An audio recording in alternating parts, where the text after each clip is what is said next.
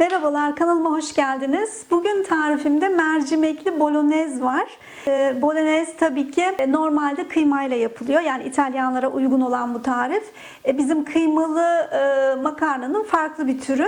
Ben de şu an et yemediğim için, yani benim tabii ki kanalımda bazı tariflerim var. Etli olan, kıymalı olan, onları daha bulabilirsiniz. Ama hemen hemen bir seneden beri et yemiyorum. Ve böyle de çok memnunum. Daha sağlıklı hissediyorum kendimi. Ve bu yüzden de değişik alternatifler aramaya çalıştım. Ve çok güzel ve hoşuma giden, tabii ki protein değerinden, vitamin ve mineral değerinden zengin olan başka bir bolognese tarifi buldum. Bu da mercimekli bolognese. Kırmızı mercimekle yapılıyor. Ve gerçekten de çok lezzetli.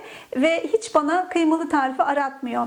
Ama şöyle bir şey var. Mesela ben yaptığımda eşim biraz kıymalı tadını aradığı için bunun tadı farklı olmuş dedi. Yani kıyma tadı ararsanız bulamazsınız ama başka güzel bir tat bulursunuz bu tarifte. Onu şimdiden söyleyeyim. Tamamen güzel, şahane bir vegan ve vejetaryen yemeği. Protein değerinden çok yüksek. Kırmızı mercimek içine girdiği için ve bir sürü mineral ve vitaminleri de var. Kıymadan daha fazla bence. Ve isterseniz buyurun başlayalım ve sık sık yapmanızı öneririm.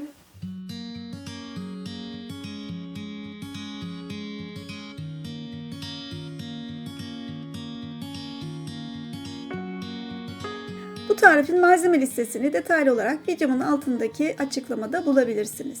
İlk önce derin ve orta büyüklükte bir tencereye zeytinyağını ve yemeklik kıyılmış soğanları alıyoruz ve hafif kavuruyoruz.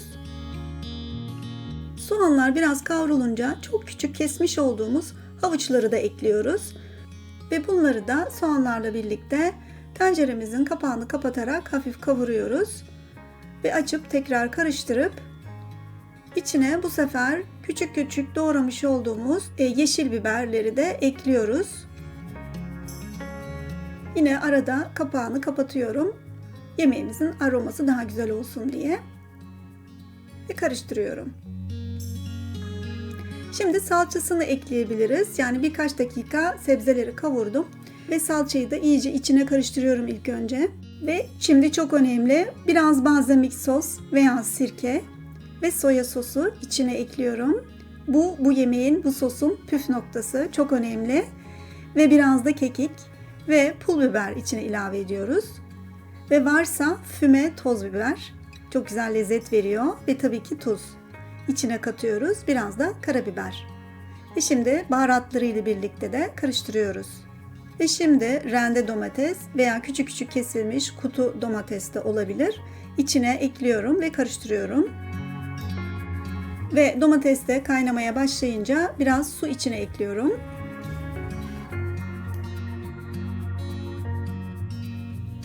Ve en son olarak mercimeğini içine katıyorum. Bunları tabii ki daha önce yıkadım ve süzdüm. Ve şimdi hepsini karıştırıyorum. Ama daha önce katmam gerekiyordu. Kavurma işleminde unutmuşum. Sarımsak da tabii ki içine girecek. Bunu şimdi katıyorum, fark etmez. Ve sosunu kaynamaya bırakıyorum. Kaynayınca ağzını kapatıp kısık ateşte 15 dakika pişiriyoruz. 15 dakika sonra mercimeğimiz, kırmızı mercimek çabuk piştiği için böyle bayağı bir güzel bir şekilde pişmiş oldu ve suyunu da bayağı çekmiş oldu. Gördüğünüz gibi. Ve isterseniz şimdi içine parmesan, rende parmesan katabilirsiniz veya rende İzmir tulumu olabilir veya başka bir tulum peyniri de çok yakışıyor. Ama vegan istiyorsanız, yani peynirsiz de yapabilirsiniz. Öyle de çok güzel. Ve suyunu da çok çektiği için biraz şimdi makarna suyundan da ekliyorum. Bu aslında İtalyanların da normal bütün soslarında yaptığı bir işlem.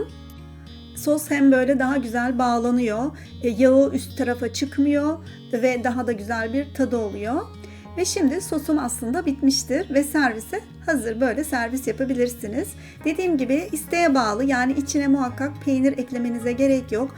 Ve bu sos, bu makarna sosu aslında bolognese, yani kıymalı bolognese'in tarifinin vegan usulü, tamamen etsiz usulü ya da vejetaryen usulü. İçine parmesan katarsanız veya peynir katarsanız. Bizim kıymalı makarnanın vegan usulü de diyebiliriz ama içinde havucu tercih etmezseniz, yani bizim Türk usulü yapmak isterseniz içine havucu eklemeyin ve bunun yerine En son bir avuç kıyılmış maydanoz ekleyip 1 dakika kaynatabilirsiniz. O zaman tamamen bizim kıymalı makarnanın vejetaryen usulü de diyebiliriz. Bu tarifi isteğe göre yeşil mercimekle de yapabilirsiniz.